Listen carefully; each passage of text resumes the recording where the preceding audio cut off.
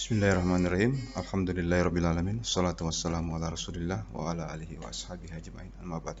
Alhamdulillah, kita bersyukur kepada Allah Subhanahu wa taala. Pada kesempatan kali ini kita kembali dengan video tutorial pengenalan IT. Sekarang kita masuk pada pelajaran belajar mengajar dengan teknologi yang canggih. Ya. Sekarang kita masuk di materi. Nah, sekarang di sini kita lihat judulnya solusi belajar mengajar dengan teknologi. Ya, kita memanfaatkan teknologi sekarang di masa pandemi karena kita tidak bisa langsung bertemu dengan murid-murid. Nah, solusinya begini. Banyak dari kita ketika mengajar untuk anak-anak kita dengan sistem kamera yang di shooting kepada buku-bukunya, buku pelajarannya, karena materi-materinya kan ada semua di buku untuk para guru yang ingin mengajarkan kepada murid-muridnya. Nah, ini adalah beberapa cara yang sangat baik untuk kita gunakan, trik-triknya bagaimana kita mengajar kepada anak didik kita dengan gambar yang jelas, foto yang irit, kemudian hasilnya insya Allah anak-anak kita akan lebih jelas menerima pelajaran. Tentunya juga ini dibutuhkan kerjasama antara orang tua di rumah mengawasi anak-anaknya dalam belajar. Jadi ini pelajaran ini saya khususkan kepada para guru yang ingin mengajar kepada siswa-siswanya di sekolah. Mari kita mulai materinya ini.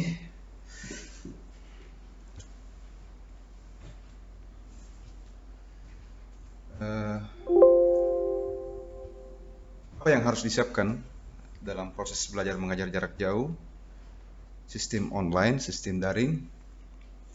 Tentunya para guru harus mempersiapkan laptop atau komputer dan handphone. Dan yang paling efektif dalam proses belajar mengajar ini untuk mengajar adalah komputer atau laptop, karena tampilannya lebih besar, kemudian kalau mengetik lebih mudah karena keyboardnya lebih besar. Namun kalau misalnya para guru ini betul-betul belum memiliki laptop, ya jadi harus memakai handphone. Ya, pakai handphone juga bisa. Ini salah tulis sini, harusnya ada D di sini, jadi handphone salah. Nah, sekarang kemudian yang kedua tentunya jaringan internet harus ada. Jaringan internet harus bagus supaya bisa mengupload materi nanti di internet. Kemudian scanner, ya nanti materi bukunya itu di-scan di scanner supaya hasilnya lebih jelas dan jernih. Karena kalau kita live video dengan murid-murid kita memakai aplikasi Zoom atau yang lainnya, itu kan kurang jelas nantinya dan akan repot. Kemudian mikrofon, ini perlu juga mikrofon disiapkan. Ada banyak sekarang mikrofon yang bisa dibeli di online, di beberapa portal online. Kalau ingin suara kualitas audionya lebih jernih, ya sebaiknya memakai mikrofon untuk dikonekkan dengan perangkatnya. Tapi kalau handphone itu sudah otomatis dengan mic handphone, ya. Jadi tidak perlu lagi mikrofon. Tapi kalau mau lebih jelas lagi suaranya jernih, pakai mikrofon, mic. Kemudian tentunya adalah buku pelajaran, materi yang akan kita siapkan. Kalau bukunya sudah di-scan semuanya dengan bentuk PDF atau JPEG, itu lebih bagus lagi. Jadi para guru diharuskan ini bisa menguasai aplikasi-aplikasi ini supaya bisa lebih lancar proses mengajarnya. Ya, ini beberapa perangkat yang harus kita siapkan. Juga kemudian tentunya kita harus menyiapkan juga aplikasinya. Aplikasi apa saja yang kita harus siapkan? Jadi dia aplikasi, tentunya aplikasi yang sangat baik sekarang untuk kita gunakan adalah Google Suite for Education. Di situ sudah Semua aplikasi sudah ada di situ untuk proses pembelajaran, dari mulai memanage kelas di Google Classroom, kemudian kita bisa menggunakan Google Meet untuk siaran langsung, kemudian ada YouTube untuk mengupload video pelajaran, ada Google Drive untuk menyimpan file, kemudian ada Google Docs untuk mengetik, ya sama dengan Microsoft Word, ada Google Sheet juga yang seperti dengan Microsoft Excel, dan ada Google yang lainnya, ya, yang presentasi juga yang seperti PowerPoint yang saya gunakan ini, itu di Google Suite juga sudah ada. Ada Google Jamboard untuk aplikasi papan tulis online, untuk papan tulis digital ya. Jadi sudah lengkap semua. Google Suite for Education. Dan penggunanya sangat mudah, hanya di browser. Sisa kita masukkan email kita, kita akan berkolaborasi dengan murid-murid kita. Ya.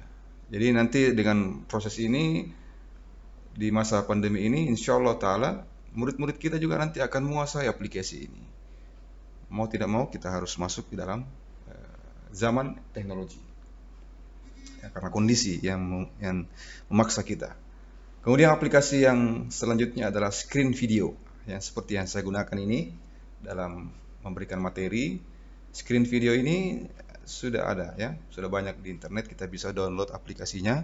Ada yang freeware, juga ada yang macam-macam, ada yang gratis. Nanti kita bisa download aplikasinya. Dan yang saya pakai sekarang ini adalah aplikasi Bandicam, dan masih ada aplikasi yang lainnya ya. Nanti kita bisa jelaskan di aplikasi yang lainnya.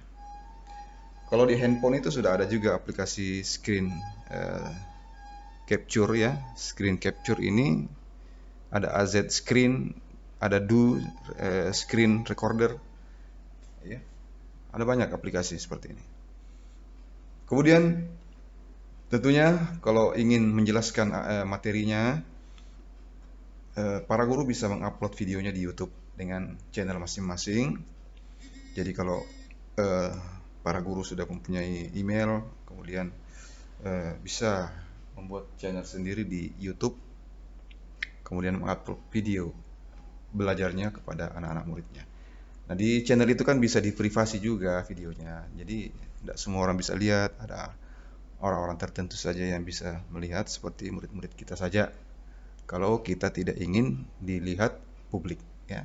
Jadi YouTube ini sangat baik sekali kita gunakan untuk video pembelajaran. Nanti di manage para murid-murid kita mengadakan janjian pertemuan pelajaran, misalnya nanti di manage di Google Classroom, pengumuman jadwal pelajaran. Jadi kerjasama antara orang tua dan guru dalam memanage anak didiknya supaya bisa menyelesaikan materi pelajaran.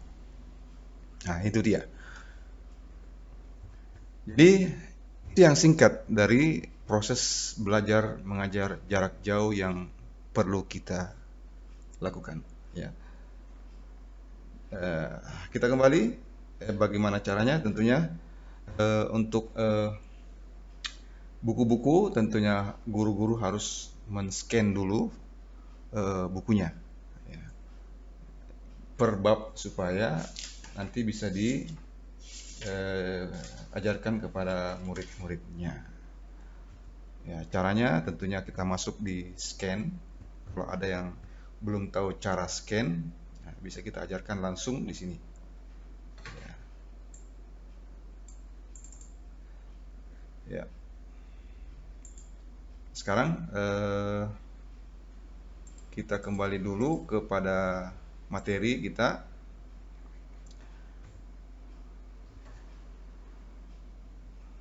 Ya, jaringan internet ini bisa kita kerjasamakan dengan pihak sekolah.